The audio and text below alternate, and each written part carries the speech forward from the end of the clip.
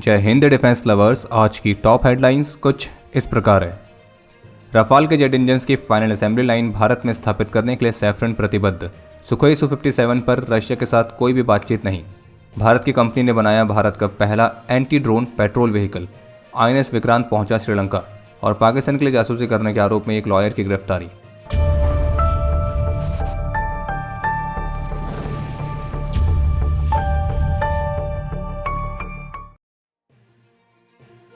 भारतीय प्रधानमंत्री श्री नरेंद्र मोदी की उपस्थिति में फ्रेंच फर्म सैफरन ने हैदराबाद में CFM इंटरनेशनल के लीप इंजन के लिए सबसे लार्जेस्ट MRO यानी कि मेंटेनेंस, रिपेयर और ओवरहॉल सेंटर का उद्घाटन किया है। और जानकारी के लिए आपको बता दें कि जो CFM इंटरनेशनल है वो US फर्म GE और फ्रेंच फर्म सैफरन का जॉइंट वेंचर है। और यही जॉइंट वेंचर इस न्यू जनरेशन के एयरक्राफ्ट इंजन जो कि लीप इंजन के नाम से जाना जाता है तो उसकी मैन्युफैक्चरर है। और ये लीप इंजन आज के समय में कई सारे मॉडर्न कॉमर्शियल एयरक्राफ्ट को पावर देने के लिए इस्तेमाल होता है। और इसी इंजन की सबसे लार्जेस्ट MRO फैसिलिटी भारत में स्थापित की गई है। इसके अलावा सैफरन ने भारत के रफाल प्रोग्राम को सपोर्ट करने के लिए 2 बड़ी डिफेंस इन्वेस्टमेंट की भी अनाउंसमेंट करी है, जिसमें इस लीप इंजन के MRO फैसिलिटी के अलावा जो रफाल में इस्तेमाल होने वाले M88 जेट इंजन हैं तो उसकी भी एक नई MRO शॉप की अनाउंसमेंट की गई है, जो कि इस लीप इंजन वाले सेंटर के साथ ही होगा। और ये जो M88 जेट इंजन्स की MRO शॉप यहाँ पे बनाई जा रही है तो ये ना केवल भारतीय वायुसेना के रफाल एयरक्राफ्ट के इंजन्स को बल्कि जो एक्सपोर्ट कस्टमर्स हैं जो कि इस M88 इंजन का इस्तेमाल करते हैं तो उनके लिए भी यहाँ पे MRO सर्विस दी जाएगी। और बाकी पहले के अपडेट में ऑलरेडी हम आपको बता चुके हैं कि 24 नवंबर को सैफरन ने भारत की BEL के साथ हैमर वेपन्स को भारत में प्रोड्यूस करने के लिए एक जॉइंट वेंचर को स्थापित करने के लिए भी एग्रीमेंट साइन किया है। और इतना ही नहीं बल्कि सैफरन ऑफिशियल्स का ये भी कहना है कि अगर भारतीय वायुसेना से उन्हें रफाल फाइटर्स के और भी एडिशनल ऑर्डर्स मिलते हैं तो वो भारत में रफाल फाइटर के जेट इंजन्स और ऐसे ही कुछ और क्रिटिकल कंपोनेंट्स के लिए फाइनल असेंबली लाइन को भी स्थापित करने के लिए प्रतिबद्ध हैं। और ये अपनी तरह की पहली ऐसी फैसिलिटी होगी जिसे फ्रेंच फर्म सैफरन फ्रांस से बाहर स्थापित करेगी। टाइम्स ऑफ इंडिया की रिपोर्ट के मुताबिक दिसंबर में राष्ट्रपति व्लादिमीर पुतिन के भारत विजिट के दौरान भारत रशिया को additional S-400 air defence systems के स्क्वाड्रंस के लिए जोड़ दे सकता है। और रही बात रशिया के सुखोई Su-57E वाले ऑफर की, तो फिलहाल अभी तक भारत सरकार ने इस प्रस्ताव पर कोई निर्णय नहीं लिया है और यह प्रस्ताव अभी भी डिस्कशन की ही स्टेज पर है। जब तक कि भारत का स्वदेशी फाइटर जेट M का पूरी तरह से ऑपरेशनल नहीं हो जाता है, जिसको लगभग 2035 तक का समय लगने वाला है, तो तब तक इस गैप को फिल करने के लिए 2 से 3 दूसरे 5th जनरेशन फाइटर्स के स्क्वाड्रन को इंडक्ट करने का केस ऑलरेडी है। और इसके लिए 2 खास फाइटर्स ऑलरेडी कॉम्पीट कर रहे हैं। एक में US पिच कर रहा है अपना F-35 और रशिया पिच कर रहा है सुखोई Su-57E। लेकिन फिलहाल भारत ने इस पर कोई भी निर्णय अभी तक नहीं लिया है। और अमेरिका का भी जो F-35 वाला ऑफर है वो अभी तक ऑफिशियली भारत को पिच नहीं किया गया।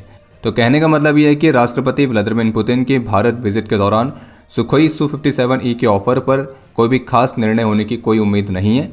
अगर उम्मीद किसी चीज़ की है तो वो है additional S-400 air defence system के स्क्वाड्रंस और इसके अलावा उन सभी वेपन सिस्टम्स के स्टॉक की खरीद जो कि ऑलरेडी इंडियन आर्म फोर्सेस के सर्विस में शामिल हैं और उन्हें ऑपरेशन सिंदूर के दौरान इस्तेमाल किया गया था।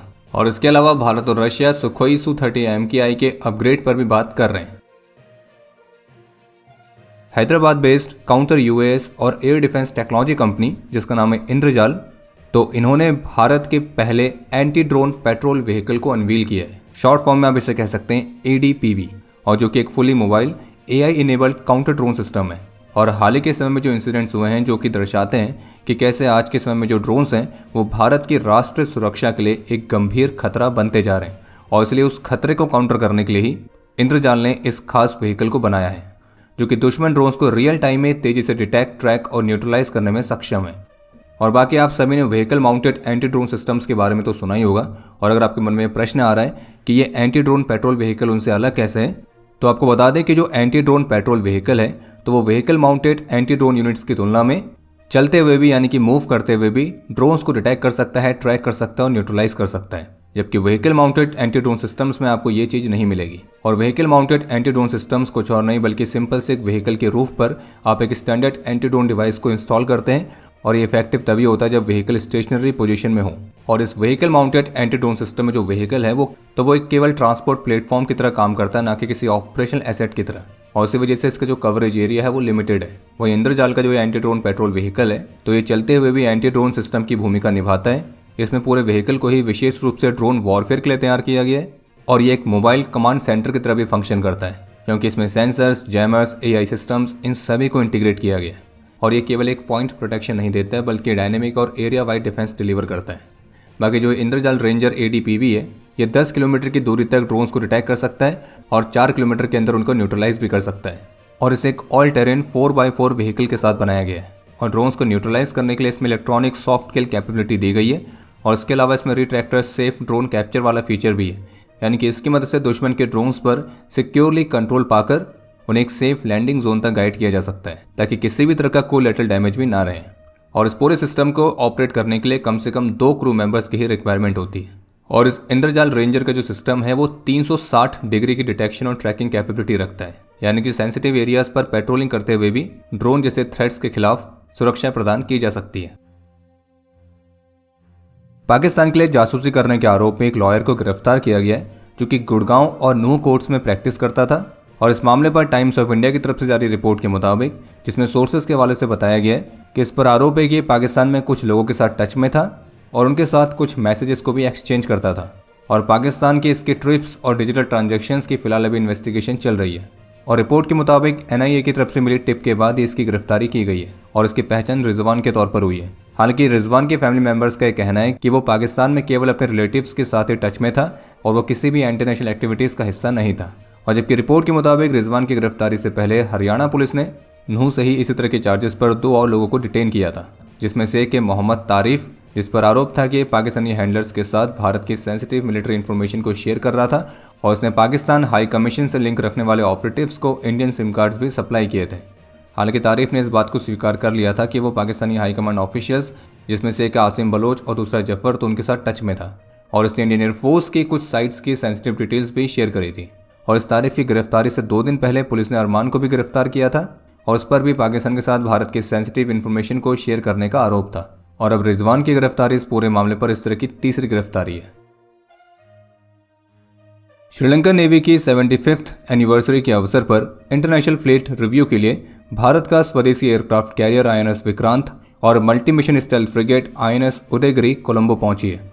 और INS उदयगिरी की पहली फॉरेन विजिट है और ये पहली बार है जब INS विक्रांत श्रीलंकन नेवी के इस इंटरनेशनल फ्लीट रिव्यू में पार्टिसिपेट कर रहा है। इसके अलावा महाराष्ट्र के छत्रपति संभाजीनगर सिटी में एक होटल से एक महिला को गिरफ्तार किया गया है जो कि होटल में फर्जी डॉक्यूमेंट्स का इस्तेमाल करके रह रही थी।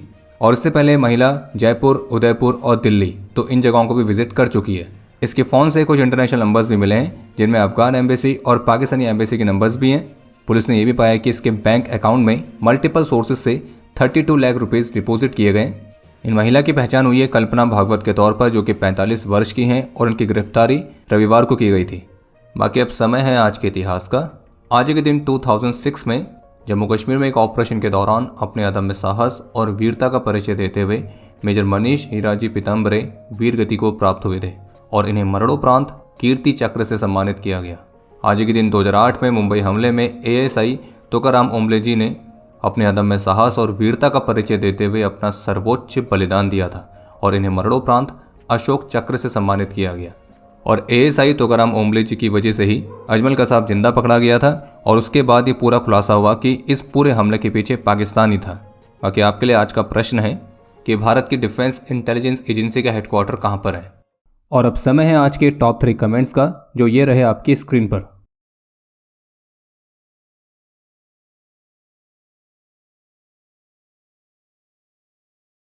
उम्मीद है आपको आज का एपिसोड पसंद आया होगा।